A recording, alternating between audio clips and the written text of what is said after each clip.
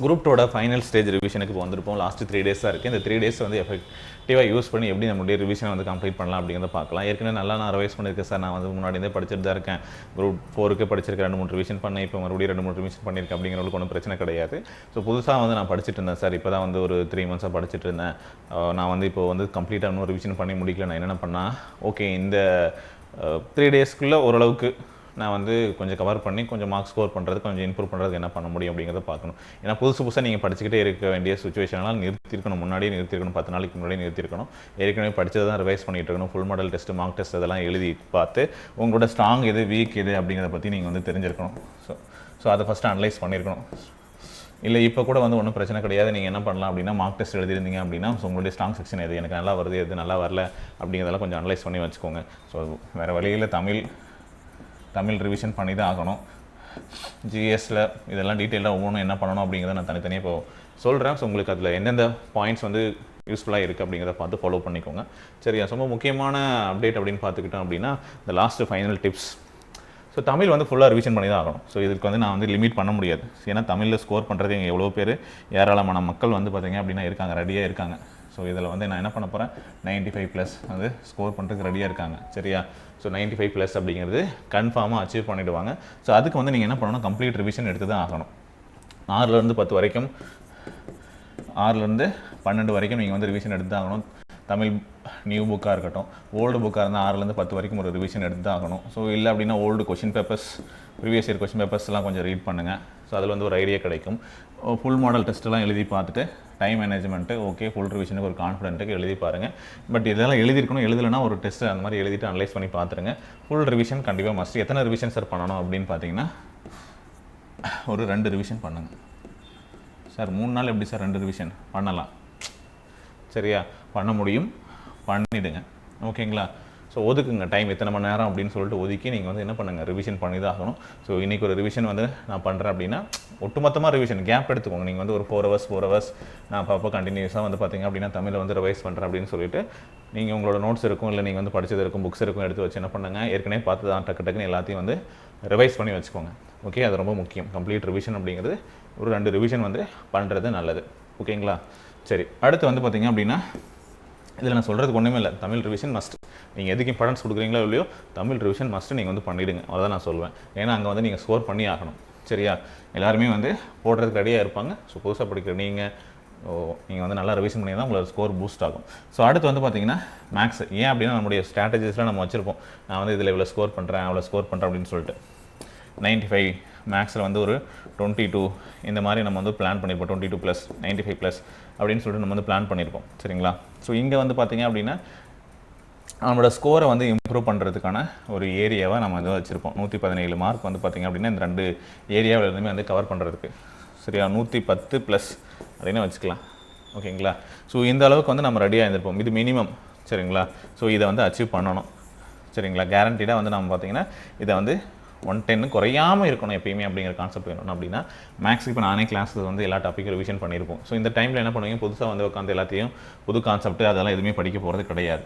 So ஏற்கனவே ஸ்ட்ராங்காக இருக்கீங்க தெரியும் சார், எல்சிஎம் சார் எந்த கொஸ்டின் கொடுத்தாலும் நான் போட தெரியும், எனக்கு எல்லா கான்செப்ட்டும் தெரியும், டைம் அண்ட் ஒர்க்காக ஒன்றும் பிரச்சனை இல்லை, நான் திரும்ப எடுத்து பார்த்து டைமை வேஸ்ட் பண்ணணும்னு அவசியம் கிடையாது.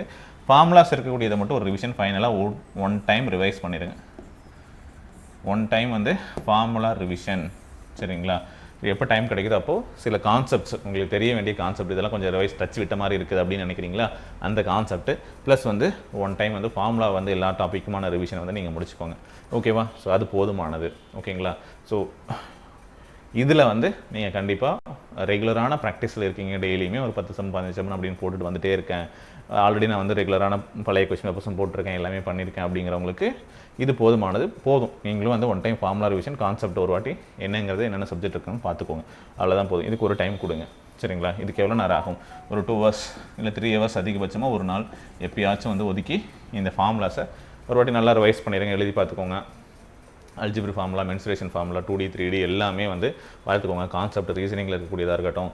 சரியா? டைஸ் எப்படி பண்ணணும், அந்த கொஸ்டின்ஸ் எப்படி பண்ணணும், அந்த மாதிரி இல்லை உங்களுக்கு வந்து மென்சுரேஷனில் கொஷின்ஸ் இப்படி கேட்டால் என்ன பண்ணணும், இல்லை நீங்கள் ட்ரிக்ஸ் எல்லாம் கொஞ்சம் ஃபாலோ பண்ணியிருப்பீங்க. அந்த மாதிரி சிம்பிள் இன்ட்ரெஸ்ட் காம்பவுண்ட் இன்ட்ரெஸ்ட் முன்னாடி பார்த்து ரொம்ப நாள் ஆச்சு, அதில் என்னென்ன டைப்ஸ் இருக்குது அதெல்லாம் பார்க்கணும் அப்படிங்கிறவங்க ஒரு வாட்டி உங்கள் நோட்ஸ் அப்படியே எடுத்து பாருங்கள். போட்டுலாம் பார்க்க வேண்டாம். இப்போது சரியா என்ன இருக்குது அப்படிங்கிறத எடுத்து பார்த்து ஓகே இப்படி கொஷின்ஸ் கேட்டால் நம்ம இந்த இதை அப்ரோச் பண்ணோம் அப்படிங்கிறது சரிங்களா. நல்லா தெரிஞ்சதெல்லாம் போட்டு பார்க்க வேண்டாம். சரியா, சும்மா அடிக்கிறது பெருக்கிறது இதெல்லாம் வந்து நீங்கள் போட்டு பார்க்க வேண்டாம். ஸோ என்ன பண்ணணும் அப்படின்னா கான்செப்ட் என்ன, இந்த கொஸ்டின் இப்படி அப்ரோச் பண்ணணும், இந்த ஃபார்முலா யூஸ் பண்ணணும், இந்த வேல்யூ கண்டுபிடிக்கணும், இப்படி போட்டால் இது வந்துடும் அப்படிங்கிறத தெரிஞ்சுக்கிறதுக்கு அதை பண்ணுங்கள். ஓகேவா. ஸோ அதில் வீக் செக்ஷன் இருக்கும் இல்லையா, அந்த டாபிக்ஸை மட்டும் கொஞ்சம் ஃபோக்கஸ் பண்ணி பார்த்துட்டு மீதி ஃபார்முலா மட்டும் படிச்சிடுங்க, முடிஞ்சிடும். சரியா. இப்போ ஜிஎஸ்க்கு வந்து நம்ம பார்க்கலாம். ஜிஎஸ் சப்ஜெக்டை பொறுத்த வரைக்கும் நம்ம நிறைய டாபிக் வந்து பிரித்து வச்சுருக்கோம் இல்லையா. ஸோ தமிழ் இருக்குது, GS unit 8, unit 9 polity, INM அப்படின்னு சொல்லிட்டு நிறைய பிரித்து வச்சுருக்கோம். இப்போ தமிழ் படிக்கிறதோட ஸோ நமக்கு வந்து சில கண்டென்ட் வந்து யூனிட் 8 கூட கனெக்ட் ஆகும். ஓகேவா. ஹிஸ்ட்ரி படிக்கிறதுனால சில டாபிக் வந்து கனெக்ட் ஆகும். ஸோ இந்த மாதிரியான ஏரியாஸை கொஞ்சம் ஃபோக்கஸ் பண்ணி படிங்க, ரிவிஷன் பண்ணுங்கள், நல்லா ரிவைஸ் பண்ணுங்கள். யூனிட் 8 சிலபஸ் வைஸ் நீங்கள் படிச்சிருப்பீங்க இல்லையா, உங்களோட நோட்ஸோ புக்ஸோ ஒரு ரிவிஷன். சரியா. யூனிட் 9 ஒரு ரிவிஷன், கம்ப்ளீட் ரிவிஷன் பண்ணுங்கள். பாலிட்டி கம்ப்ளீட் ரிவிஷன் பண்ணுங்கள். ஐஎன்எம் கம்ப்ளீட் ரிவிஷன் பண்ணுங்கள். அதாவது இப்போ நான் எதுக்கு சொல்கிறேன்னா, இந்த சப்ஜெக்ட்ஸ் எல்லாம் நான் வந்து நல்லா படித்து வச்சிருப்பேன், இதில் இருக்கக்கூடிய கொஷின்ஸ் வந்து நான் கேட்கும்போது மேக்ஸிமம் ஆன்சர் பண்ணுறதுக்கு முயற்சி பண்ணுவேன், ஆன்சர் பண்ணுவேன் அப்படின்னு இருப்பீங்க இல்லையா. அதனால் என்னுடைய ஃபஸ்ட்டு ப்ரையாரிட்டியில் இருக்கக்கூடிய இந்த சப்ஜெக்ட்ஸை நான் பண்ணுவேன். உங்களோட இதில் வந்து வேறு ஏதாவது இருக்கலாம், ஹிஸ்ட்ரி நீங்கள் சேர்த்திருக்கலாம், இல்லை ஜாகிரபி சேர்த்திருக்கலாம், அந்த மாதிரி நீங்கள் வேறு சப்ஜெக்ட்ஸ் வச்சுருந்தீங்கன்னா ஸோ அதை வந்து ரிவைஸ் பண்ணிக்கோங்க. ஸோ நான் வந்து ஒரு இதுக்கு வந்து ப்ரையாரிட்டி பண்ணி ஸோ ஓகே இந்த சப்ஜெக்ட்ஸ் வந்து நான் கொஞ்சம் ஸ்ட்ராங்காக இருப்பேன், நான் வந்து ரிவைஸ் பண்ணுவேன் அப்படின்னு நான் வந்து பண்ணியிருக்கேன் அப்படின்னா ஸோ இதெல்லாம் வந்து சீக்கிரம் முடிச்சிருங்க. இதை வந்து நல்லா ரிவைஸ் பண்ணுறதை சீக்கிரம் முடிச்சு ஒரு ரிவிஷன் வந்து கம்ப்ளீட்டாக வந்து பண்ணிவிடுங்க. ஓகேவா. ஜிஎஸை பொறுத்த வரைக்கும். ஸோ அப்புறம் வந்து பார்த்தீங்க அப்படின்னா இதுலேயே வந்து புக் வைஸ் பார்க்கும்போது 10th ஸ்டாண்டர்ட் புக்கு 10ஆம் வகுப்பு புத்தகத்தை வந்து நீங்கள் என்ன பண்ணுறீங்க, சோசியல் சயின்ஸ் எடுத்துக்கிட்டிங்கன்னா ஒன்று ரிவிஷன் பண்ணிவிடுங்க. ஸோ அது ஹிஸ்ட்ரியாக இருக்கட்டும், அதில் என்ன இருக்குது, ஜாகிரஃபி, பாலிட்டி, எக்கனாமிக்ஸ் கொஞ்சம் கம்மியாக தான் இருக்கணும், பிரச்சனை இல்லை. சரியா. ஸோ அதில் வந்து தமிழ்நாடு சம்மந்தமாக தமிழ்நாடு தொழில்துறை தொகுப்புகள் இருக்கும். ஸோ அந்த லெசனு ஸோ அந்த மாதிரி வந்து சில முக்கியமான டேக்ஸை பற்றி இருக்கும். ஸோ அதை பற்றி நீங்கள் வந்து படிக்கிறதெல்லாம் இதில் ஆட் பண்ணிக்கோங்க. ஸோ அதில் பார்த்தீங்கன்னா ஹிஸ்ட்ரினா ஐஎன்எம் விடுதலை போராட்டம் சம்மந்தமாக வரக்கூடிய கண்டென்ட் எல்லாமே. 10th ஜாகிரஃபி வரக்கூடியது வந்து பார்த்திங்கன்னா தமிழ்நாடு புவியியல், இந்திய புவியியல், அது எல்லாமே. பாலிட்டியில் முக்கியமான அந்த 3 லெசன்ஸ். ஸோ அது வந்து மத்திய அரசு, மாநில அரசு, இந்திய அரசியலமைப்பு. ஸோ இதெல்லாம் வந்து ஒரு வாட்டி நல்ல அதாவது புக்லேருந்து கேட்கும்போது நான் வந்து அதை மிஸ் பண்ணாமல் ஆன்சர் பண்ணணும், எதுவும் தப்பு இல்லாமல் நான் ஆன்சர் பண்ணணும் இல்லையா. அதுக்காக வந்து நான் என்ன சொல்கிறேன், இதை வந்து பண்ணிவிடுங்க. சரியா. ஓகே. ஸோ அடுத்து பார்க்கும்போது எக்கனாமிக்ஸை பொறுத்த வரைக்கும் நீங்கள் என்ன பண்ணுங்கள், 11th ஸ்டாண்டர்ட் ரிவிஷன் பண்ணுங்கள். அதில் முக்கியமாக திட்ட கமிஷன், பிளானிங் கமிஷன், நிதி ஆயோக்கு, ஓகேங்களா, 5 இயர் பிளானு, ஜிஎஸ்டி, அப்புறம் நிதி ஆணையம், இதெல்லாம் பற்றி கொஞ்சம் கம்ப்ளீட்டாக படித்து வச்சுருங்க. இதெல்லாம் பற்றி கம்ப்ளீட்டாக படித்து வச்சுருக்கோங்க. அதே மாதிரி வந்து நிதி ஆயோட ரிப்போர்ட் சமீபத்தில் வெளியாயிருக்கும். இது சம்மந்தமான ஒரு வீடியோ கூட நான் வந்து யூடியூப்பில் கொடுத்துருப்பேன். சரிங்களா. சில நீங்களே ரிப்போர்ட்டும் படிக்கலாம்னா நிதி ஆயோக் பற்றியும் படிங்க, அவங்களோட ரிப்போர்ட் பற்றியும் ஒரு வாட்டி பார்த்து வச்சுக்கோங்க. ரொம்ப நல்லது. அதில் தமிழ்நாடோட ரேங்க் என்ன அப்படிங்கிறத பொறுத்து நீங்கள் பார்த்து வச்சுக்கோங்க. சரியா. எதில் வந்து சிறந்த விளங்கி இருக்குது அப்படிங்கிற மாதிரி படித்து வச்சுக்கோங்க. ஓகேவா. ஸோ இது வந்து எக்கனாமிக்ஸை பொறுத்த வரைக்கும் இது நீங்கள் வந்து பண்ணலாம். ஸோ கரண்ட் அஃபேர்ஸ் ஓரியன்டாக நிறைய கேட்பாங்க. ஸோ அந்த அளவுக்கு படித்தா போதும். ஓகேவா. ஸோ இது ஜாகிரஃபி நான் ஏற்கனவே சொல்லிட்டேன். இப்போ சயின்ஸ் ஓரியன்டாக நம்ம வரும்போது சயின்ஸ் என்ன பண்ணலாம் சார், சயின்ஸில் வந்து மரபியல், நான் வந்து பயாலஜியில் சொல்கிறேன் சார், நான் ஒன்றுமே படிக்கல. ஓகேவா. பாக்ஸ் கண்டென்ட்டை கொஞ்சம் கோத்ரூ பண்ணுங்கள், ரொம்ப முக்கியமானது. இப்போ இயற்பியல் எடுத்துக்கிட்டிங்கன்னா முக்கியமான லாஸ், இப்போ நியூட்டனுடைய லா வந்து பற்றி கேட்கலாம். சரியா. வாஷிங் மிஷினில் என்ன மாதிரியான தத்துவம் யூஸ் பண்ணுறாங்க அப்படிங்கிறது கேட்கலாம். சரியா. இந்த மாதிரி கண்டென்ட்டை வந்து நீங்கள் தெரிஞ்சு வச்சுக்கோங்க. ஓரளவுக்காச்சும் நீங்கள் வந்து பார்த்து வச்சுருப்பீங்க இல்லையா, ஏற்கனவே கொஞ்சமாக படிச்சிருப்பீங்க, அதை ரிவைஸ் பண்ணுங்கள். இல்லை சார் எதுவுமே பார்க்கல, சும்மா பாக்ஸ் கண்டென்ட் இப்போ புதுசாக படிக்கலாமா, ஏதாச்சும் உங்களுக்கு நல்லா ஓரளவுக்கு ஃபெமிலியரான டாபிக்ஸ் எடுத்து படிங்க. பட் நீங்கள் வந்து மரபியல், பயாலஜியில் நோய்கள், விட்டமின்கள், பாக்டீரியா நோய்கள் என்ன, ஓகே, வைரஸ் நோய்கள் என்னென்ன இருக்குது, ஸோ இந்த மாதிரி இப்போ நீரினால் பரவக்கூடிய நோய்கள், காற்றினால் பரவக்கூடிய நோய்கள், இந்த மாதிரி டிசீஸை பற்றி கொஞ்சம் தெரிஞ்சு வச்சுக்கோங்க. விட்டமின்களை பற்றி தெரிஞ்சு வச்சுக்கோங்க, அதனுடைய டிசீஸ் பற்றி தெரிஞ்சுக்கலாம், அதை பற்றி கேட்கலாம். மரபியல் சம்மந்தமான ஏதாவது ஒரு கொஸ்டின்ஸ் கேட்கலாம். ஸோ அந்த மாதிரி பார்த்து வச்சுக்கோங்க. ஓகேவா. மோஸ்ட்லி வந்து அப்ளிகேஷன் ஓரியன்டானது. கெமிஸ்ட்ரி படிக்கிறீங்க, ஃபிசிக்ஸ் படிக்கிறீங்கன்னா அது என்ன அப்ளிகேஷன் என்ன பயன்பாட்டுக்கு யூஸ் பண்ணுறோம், பயன்பாட்டுக்கு நம்ம வந்து வச்சுருக்கோம் அப்படிங்கிறத பற்றின கண்டென்ட்டாக கொண்ட ஒரு வாட்டி ரிவைஸ் பண்ணுங்கள். முடிஞ்சால் டைம் இருக்கிறவங்க, நான் ஏற்கனவே படிச்சிருக்கேன் அப்படிங்கிறவங்க ஏதாச்சும் ஒரு டைம் ஒதுக்கி நீங்கள் என்ன பண்ணுங்கள், ஒரு 3 hours ஒதுக்கி இதை வந்து பண்ணுங்கள். அதிகபட்சம் போதும். சயின்ஸுக்கு நான் இதை வந்து பண்ணேன், ஒரு ரிவிஷன் ஏற்கனவே படிச்சிருப்பீங்க இல்லையா, அந்த கண்டென்ட்டுக்கு மட்டும் 1 time ரிவிஷன் பண்ணுறதுக்கு இதை ஒதுக்கிக்கோங்க போதும், வேறு எதுவும் பண்ணாதீங்க. ஓகேவா? வேறு ஒன்றும் பண்ண முடியாது இந்த டைமில், அதனால தான் சொல்கிறேன். ஸோ இப்போ வந்து முக்கியமாக வந்து கொஷின்ஸ் ஏரியா இந்த பெண்களுடைய பங்குகள் பற்றி கேட்பாங்க. தமிழர்களுடைய மகளிர் சிறப்பு தமிழிலும் படிப்பீங்க. யூனிட் 8ல் விடுதலை போராட்டத்தில் தமிழருடைய பங்கு அப்படின்னு சொல்லிட்டு அங்கே வரும். சரியா? ஸோ இந்த மாதிரி கனெக்டடாக வருதில்ல டாப்பிக்கு. ஸோ அதெல்லாம் அவங்கள பற்றி, லீடர்ஸை பற்றி, பெண்கள்லாம் என்னென்ன மகளிர் யார் யார் லீடர்ஸ் ரிவைஸ் பண்ணலாம், ரிவைஸ் பண்ணிக்கோங்க. அவங்களோட புக்ஸு இந்த மாதிரி கொஸ்டின் உள்ள டாப்பிக்குள்ளே, அதாவது சப்ஜெக்டோட ரிவிஷன் நீங்கள் பண்ணும்போது பண்ணியிருப்பீங்க.